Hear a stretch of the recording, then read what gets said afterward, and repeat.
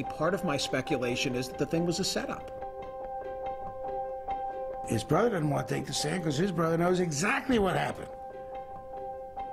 And then Mumia did it. And you couldn't grow up in Philadelphia in the 80s and not hear about the case and not have an opinion.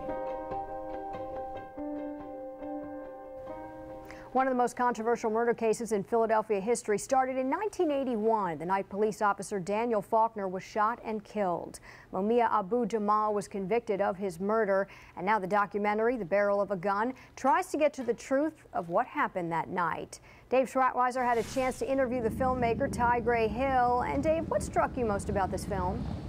Well, I think the thing here to remember is that this murder almost 30 years ago is still a fresh wound here in this city.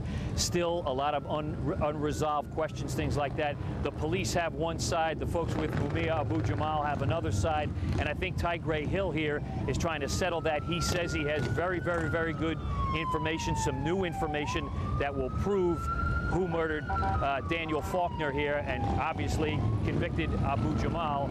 So he's going to add some of that new information. You'll have to excuse me. There's about 500 motorcycles on their way to that preview right now from here. And I got to tell you that he did not shy away from controversy. I spoke to him during my interview last week with him about that. He knew this was going to be controversial, and here's what he had to say. You knew this was going to be controversial. You didn't shy away from it. What about the controversy on this movie? Well, it's an issue that has a lot of passion on both sides. And I didn't want to get caught up in the controversy itself. I wanted to look and see where the truth was. And I knew at the end of the film, by the time it comes out, I'll have a position and let the chips fall where they may, where the controversy is. I have no control over that. Okay. You've mentioned that you have some new information, some new stuff on the case, that kind of thing. What's the audience going to see here? Well, they're going to see one of the biggest controversies of the whole case is the fact that Mumia's brother never testified. Well, in the film, I talked to his attorney at the time for the first time. Nobody had ever talked to him. And he gives some insight on why his brother did not testify. And I think it's going to surprise some people what the real story is. Lauren, Tigray Hill spent 4 years working on this movie. He says he has that new information. The audience will be able to judge for themselves tonight, and that counter movie is also out, an obvious move to counter what Hill is trying to do with this movie. Well, Dave, clearly you're in the middle of all the traffic going there tonight. Are there security concerns at this point?